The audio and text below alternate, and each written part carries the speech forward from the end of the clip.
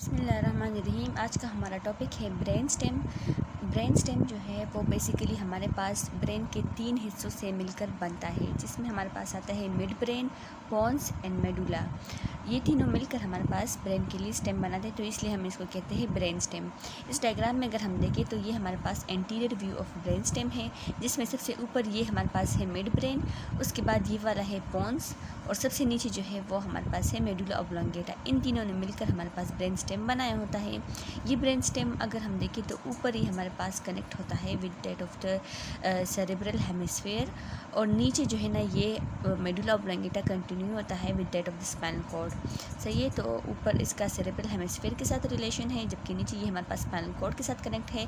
और पोस्टीरियरली अगर हम देखें तो हमारे पास on posterior side both side हमारे पास क्या प्रेजेंट होता है, सेरेबेलम। तो posteriorly cerebellum and inferiorly spinal cord and superiorly cerebral hemisphere के साथ जो है वो ब्रेन स्टेम कनेक्ट होता है।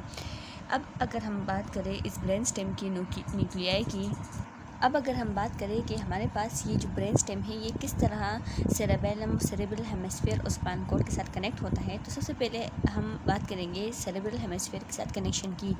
तो हमारे पास होता है सेरेब्रल पेडंकल, जो कि बंडल ऑफ फाइबर्स होते हैं, और हमारे पास फाइबर्स जो है वो वाइट मैटर होता है। और इसका फंक्शन क्या होता है कि यही सेरेब्रल पेडंकल जो है इस ब्रेन स्टेम को कनेक्ट करता है with that of the cerebral hemisphere, तो इसलिए इसको हम कहते हैं सेरेब्रल पेडंकल।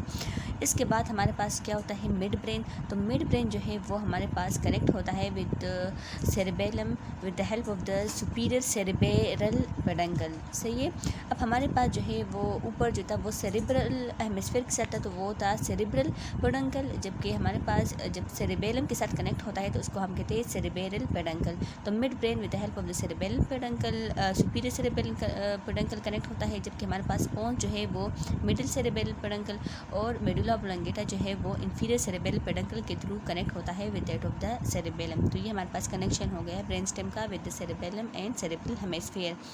अब हमारे पास ब्रेन स्टेम के साथ कौन से क्रेनियल नर्व जो है वो एसोसिएट करते हैं, तो फर्स्ट और सेकंड के अलावा बाकी जितने भी क्रेनियल नर्व है, टोटली हमारे पास 12 क्रेनियल नर्व्स होते हैं। सही है, तो उससे हम फर्स्ट और सेकंड क्रेनियल नर्व आप लोग हटा दो तो हमारे पास बाकी थर्ड से लेकर 12 तक जितने भी क्रेनियल नर्व है वो सारे के सारे जो है इसी ब्रेन स्टेम के पार्ट से निकले होते हैं। सही है, तो उनके जो कनेक्शंस होते हैं वो प्रेजेंट यहाँ पर होती है, उनकी जो न्यूक्लियाई होते हैं तो वो हमारे पास इस ब्रेन स्टेम के रीजन पे प्रेजेंट होते हैं। सबसे पहले हम थर्ड और फोर्थ क्रेनियल नर्व से अगर स्टार्ट करें तो हमारे पास जो मिड ब्रेन का पोस्टीरियर साइड होता है तो वहाँ पर 2 स्वेलिंग्स प्रेजेंट होते हैं, जिसको हम कहते हैं सुपीरियर एंड इंफीरियर कोलिकुलाई। इस डायग्राम में आप लोग देख सकते हैं ये हमारे पास है posterior side of the brain stem. इसमें ये सबसे ऊपर जो है ये मिड ब्रेन का पार्ट है, ये पोन्स है, और सबसे नीचे जो है वो मेडुला ऑब्लोंगेटा है। इस मिड ब्रेन के पोस्टीरियरली अगर आप लोग देखें तो यहाँ पर 2 ऊपर स्वेलिंग्स होते हैं और 2 नीचे स्वेलिंग्स होते हैं। ऊपर वाले स्वेलिंग को हम सुपीरियर कोलिकुलाई कहते हैं, जबकि नीचे वाले स्वेलिंग को हम इंफीरियर कोलिकुलाई कहते हैं। अब इस सुपीरियर कोलिकुलाई के सामने, बिल्कुल सामने, यहाँ पर हमारे पास थर्ड नर्व न्यूक्लियस प्रेजेंट होता है, जबकि इंफीरियर कोलिकुलाई के सामने फोर्थ नर्व न्यूक्लियस प्रेजेंट होता है। थर्ड नर्व न्यूक्लियस को हम कहते हैं ओकुलोमोटर नर्व, जबकि फोर्थ क्रेनियल नर्व के न्यूक्लियाई को हम कहते हैं ट्रोकियल नर्व। तो हमारे पास हो गए ओकुलोमोटर नर्व और ट्रोकियल नर्व, ये अराइज होता है from the mid brain part of the brain stem और at the level of the superior and inferior colliculi. सही है, अब नेक्स्ट हमारे पास क्या होता है फिफ्थ क्रेनियल नर्व, जिसको हम कहते हैं ट्राइजेमिनल नर्व। ये हमारे पास अराइज होता है बिल्कुल इस पोन्स के मिड रीजन से, तो हम कहते हैं कि मिड पोन्टाइन रीजन से हमारे पास अराइज होता है ट्राइजेमिनल नर्व।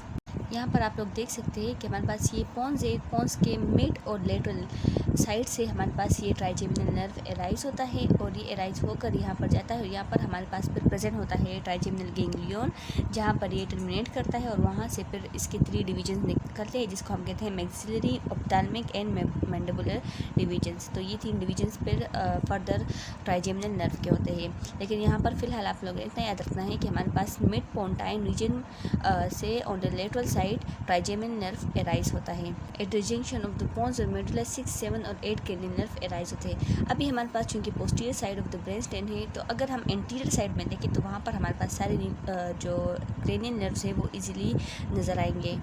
ये हमारे पास एंटीरियर साइड है ब्रेन स्टेम का।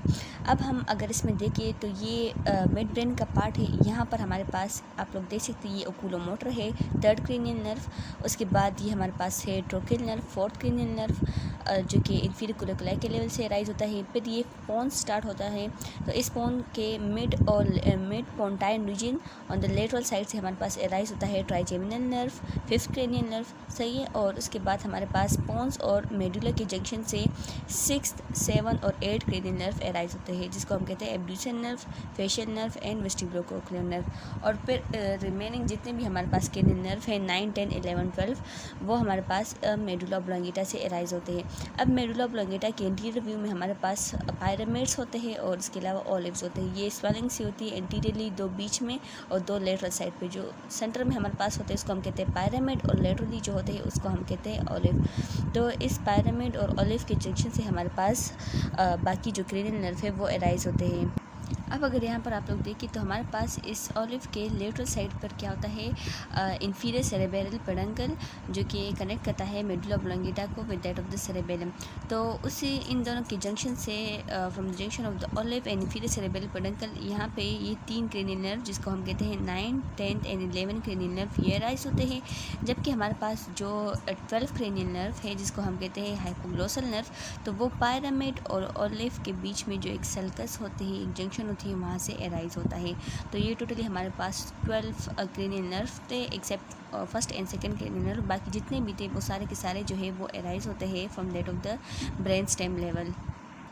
अब अगर इस ब्रेन स्टेम को आप एंटीरियरली इसको देखें और इसका एक कट सेक्शन ले, हॉरिजॉन्टल सेक्शन, तो इसमें हमारे पास बेसिकली 3 पार्ट्स होते हैं, जिसको हम कहते हैं बेसिस, टेगमेंटम एंड टेक्टम। सबसे एंटीरियरली हमारे पास बेसिस होता है, उसको जब आप लोग हटा लोगे तो बीच में हमारे पास होता है टेगमेंटम, और सबसे पोस्टीरियर पार्ट जो है वो होता है टेक्टम। तो 3 पार्ट्स होते हैं हमारे पास ब्रेन स्टेम के। इसके अलावा हमारे पास ब्रेन स्टेम के इसमें कुछ सिस्टम्स भी होते हैं। हमारे पास कुछ अप गोइंग या असेंडिंग फाइबर्स होते हैं, इसके अलावा डाउन गोइंग या डिसेंडिंग फाइबर्स होते हैं, और एंटीरियोलेटरल सिस्टम होता है। तो एंटीरियोलेटरल सिस्टम में हमारे पास क्रेनियल नर्व शामिल है, जिसको जो हमने अभी पढ़ लिया, आप लोग देख लें कि एंटीरियरली और लेटरली हमारे पास जो ब्रेन स्टेम से जो स्ट्रक्चर्स अराइज होते हैं उसको हम कहते हैं क्रेनियल नर्व्स। तो हमारे पास एंटीरियोलेटरल सिस्टम में क्रेनियल नर्व आते हैं, और इसके अलावा हमारे पास जो पोस्टीरियोलेटरल सिस्टम होता है तो उसमें हमारे पास आते हैं जो फाइबर्स टूवर्ड द सेरेबेलम जाते हैं, तो वो सारे आते हैं, जिसमें हमारे पास superior, middle and inferior cerebral peduncle, ये 3 हमारे पास पोस्टीरियोलेटरल सिस्टम में आते हैं। तो टोटली हमारे पास 4 सिस्टम थे, up going fibres, down going fibers, anterolateral system which include cranial nerve, while posterior system which include fibers that goes toward the cerebellum। हमारे पास जो डाउन गोइंग फाइबर्स होते हैं तो वो एंटीरियर मोस्ट प्रेजेंट होते हैं, और हमने कहा कि एंटीरियरली हमारे पास ब्रेन स्टेम में बेसिस वाला पार्ट आता है। तो हम कह सकते हैं कि बेसिस में हमारे पास सारे जितने भी डाउन गोइंग फाइबर्स होते हैं वो प्रेजेंट होते हैं। इसके अलावा जितने भी हमारे पास असेंडिंग फाइबर्स या असेंडिंग ट्रैक्स होते हैं तो वो प्रेजेंट होते हैं ऑन द लेटरल साइड या सेंटर में, सही है। और उस रीजन को हम कहते हैं tegmentum of the brain stem. तो उसमें हमारे पास प्रेजेंट होते हैं असेंडिंग फाइबर्स और असेंडिंग ट्रैक्स, जबकि डिसेंडिंग ट्रैक्स हमने कह दिया कि वो हमारे पास एंटीरियर मोस्ट प्रेजेंट होते हैं, तो हम कह सकते हैं कि वो बेसिस में प्रेजेंट होते हैं। इसके अलावा हमारे पास ब्रेन स्टेम के लेवल पर कुछ एसेसरी न्यूक्लियाई भी प्रेजेंट होते हैं, जिसमें हमारे पास आता है olivary nuclei present in the medulla oblongata, pontine nuclei present in the pons, और red nucleus present in the mid brain. ये मेजर एसेसरी न्यूक्लियाई है, और आप लोगों ने याद रखने हैं कि कौन कौन से लेवल पर प्रेजेंट होते हैं, सही है। इसके अलावा हमारे पास एक चीज़ आप लोग ने याद रखनी है कि हमने जैसे कहा कि डिसेंडिंग सिस्टम जो है वो बेस में प्रेजेंट होता है, तो हमारे पास जितने भी असेंडिंग ट्रैक्स होते हैं और इसके अलावा कुछ रेटिकुलर सिस्टम और न्यूक्लियाई, जिसमें हमने एसेसरी न्यूक्लियाई की भी बात की, और इसके अलावा बाकी जितने भी क्रेनियल नर्व के न्यूक्लियाई है वो, और इसके अलावा जो क्रेनियल नर्व एराइज होते हैं, तो ये सारे के सारे प्रेजेंट होते हैं इन द टेगमेंटम, जो कि मिडल वाला पार्ट होता है, सही, या हम पोस्टीरियरली भी कह सकते हैं या मिडल पार्ट। लेकिन एंटीरियरली हमारे पास बेस प्रेजेंट होता है, जिसमें सिर्फ और सिर्फ डिसेंडिंग ट्रैक्स प्रेजेंट होते हैं, और बाकी जितना भी रिमेनिंग न्यूक्लियाई, फाइबर्स और रेटिकुलर सिस्टम है वो टेगमेंटम में प्रेजेंट होता है। अब नेक्स्ट हमारे पास ब्रेन स्टेम के लेवल पर कुछ कॉलम्स होते हैं जो कि बहुत ज़रूरी होते हैं, वो भी आप लोग को आने चाहिए। तो सबसे पहले अगर इस डायग्राम में देखें तो ये ऊपर हमारे पास है ये फुल जो है ये मिड ब्रेन वाला पार्ट है, उसके बाद ये जो है पोन्स है और सबसे नीचे जो है ना ये फुल मेडुला ऑब्लोंगेटा है। अब इसमें अगर हम देखें तो हमारे पास कॉलम्स क्या होते हैं कि यहाँ पर सबसे पहले सेंटर में आप लोगों ने याद रखना है कि यहाँ पर होते हैं जर्नल सोमेटिक इफेरेंट कॉलम। सही है, इफेरेंट मीन कि ये हमारे पास इससे फाइबर्स जाएंगे और कुछ एक्टिविटीज़ ऑफ द बॉडी को कंट्रोल करेंगे। सही है, तो इफेरेंट वाला पार्ट है जर्नल सोमेटिक इफेरेंट, ये हमारे पास सेंटर में दोनों प्रेजेंट होते हैं। अब ये कॉलम जो है ना तो ये फुल इस तरह ऊपर की तरफ गया होता है, तो ये एक कॉलम होता है। इस कॉलम में क्या क्या आता है, तो इसमें हमारे पास आते हैं 3rd and 4th nuclei present in the mid brain level, और इसके अलावा 6 nuclei which is present in the junction of the pons and medulla, तो वो आते हैं। तो 3rd, 4th और 6th न्यूक्लियाई जो है वो हमारे पास जनरल सोमेटिक इफेरेंट कॉलम में आते हैं, और इसका फंक्शन ये होता है कि हमारे पास स्केलेटल मसल जितने भी हेड एंड नेक रीजन में होते हैं वो सारे के सारे ये जो कॉलम है ये कंट्रोल करता है। उसके बाद नेक्स्ट हमारे पास आता है जर्नल विजरल इफेरेंट। सही है, इस साइड पे भी और इस साइड पे भी GVE जर्नल विजरल इफेरेंट, ये दोनों साइड पे प्रेजेंट होता है। तो इस फुल कॉलम में हमारे पास क्या आता है, इसमें हमारे पास आता है यहाँ पर प्रेजेंट होते हैं सेलिवेटरी और लेक्रिमेटरी न्यूक्लियाई, जिसका फंक्शन होता है to control the salivation and lacrimation process, तो वो जर्नल विजरल इफेरेंट कॉलम में आता है। नेक्स्ट हमारे पास होता है स्पेशल विजरल इफेरेंट, ये वाला जो कॉलम है ना बोथ साइड पे, तो ये स्पेशल विजरल इफेरेंट कॉलम है। अगर नेम से ही आप लोग देखें तो ये हमारे पास स्पेशल जो विजरा है ना तो उसी को ये कंट्रोल करेंगे। सही है, अब हमारे पास इसमें आते हैं 5th and 7th न्यूक्लियाई, और ये हमारे पास फेशियल एक्सप्रेशन और इसके अलावा मेस्टिकेशन को कंट्रोल करते हैं। अब इफेरेंट में लास्ट में हमारे पास रहता है स्पेशल सोमेटिक इफेरेंट, जिसमें हमारे पास आता है वेस्टिबुलर न्यूक्लियाई जो कि बैलेंस ऑफ द बॉडी को कंट्रोल करता है। तो ये हमारे पास 4 थे इफेरेंट कॉलम, जिसमें सबसे पहले जर्नल सोमेटिक इफेरेंट दोनों साइड पे, उसके बाद फिर जनरल विजरल इफेरेंट, उसके बाद फिर स्पेशल विजरल इफेरेंट और स्पेशल सोमेटिक इफेरेंट। तो ये 4 कॉलम थे इफेरेंट वाले। अब नेक्स्ट अगर हम बात करें तो हमारे पास आते हैं एफेरेंट कॉलम, इसमें सबसे पहले आता है जर्नल विजरल एफेरेंट और स्पेशल विजरल एफेरेंट, ये दोनों आपस में फ्यूज़ होते हैं। सही है, और इसको हम कहते हैं न्यूक्लियस ऑफ ट्रैक्टस सोलिटेरियस, और इसका फंक्शन ये होता है कि ये हमारे पास कंट्रोल करता है टेस्ट को। तो दोनों साइड पे हमारे पास ये न्यूक्लियस ऑफ ट्रैक्टस सोलिटेरियस प्रेजेंट होता है जो कि बनता है from the journal visceral efferent and special visceral efferent. Next हमारे पास आता है जर्नल सोमेटिक एफेरेंट कॉलम, ये दोनों साइड पे प्रेजेंट होता है, और इस कॉलम में हमारे पास जो है वो अगर ऊपर इस तरह आप लोग जाए तो देखिए तो ये हमारे पास इसमें आता है principal pontine nucleus of trigeminal nerve, ये हमारे पास इस जर्नल सोमेटिक एफेरेंट कॉलम में आता है, और इसका मेन फंक्शन ये होता है कि ये हमारे पास कंट्रोल करता है टच, पेन और टेम्परेचर के सेंसेशन को। सही है, वहाँ से जितने भी सेंसरी जो इम्पल्सेस आते हैं टच, पेन और टेम्परेचर के, वो ये कॉलम जो है रिसीव करता है। जबकि हमारे पास जो ये न्यूक्लियस ऑफ ट्रैक्टस सोलिटेरियस था जिसमें जनरल विजरल और स्पेशल विजरल एफेरेंट कॉलम थे, ये हमारे पास टेस्ट सेंसेशन को सेंस करते हैं।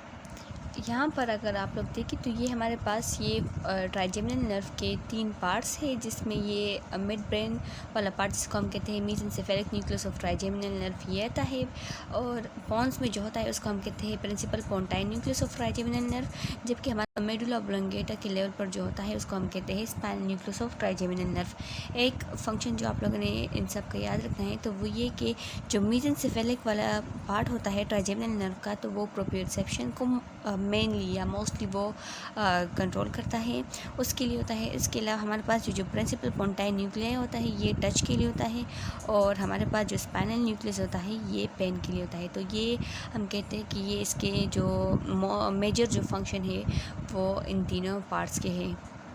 यहाँ पर हमने जितने भी एफेरेंट कॉलम्स की बात की तो वो हमारे पास मोटर सिस्टम में आते हैं, motor nuclei of the brain stem में आते हैं, जबकि हमारे पास जो ये एफेरेंट सिस्टम वाली बात हमने की तो ये हमारे पास आते हैं sensory nuclei of the brain stem में। तो motor nuclei and sensory nuclei of brain stem में ये न्यूक्लिया हमारे पास आते हैं। So this is all about the brain stem. जितने भी हमारे पास इसमें इम्पोर्टेंट पॉइंट्स थे वो मैंने आप लोगों को बता दिए। जो हमारे पास जर्नल थे, इसके जितने भी सेपरेट पार्ट्स हैं जिसमें मिड ब्रेन, पोन्स और मेडुला, तो इन सब के अलग अलग वीडियोस मौजूद थे, वो आप लोग देख सकते हैं। और उसमें मैंने separately each and every one explain किया हुआ है, तो वहाँ से आप लोग सेपरेटली हर एक वीडियो देख सकते हैं।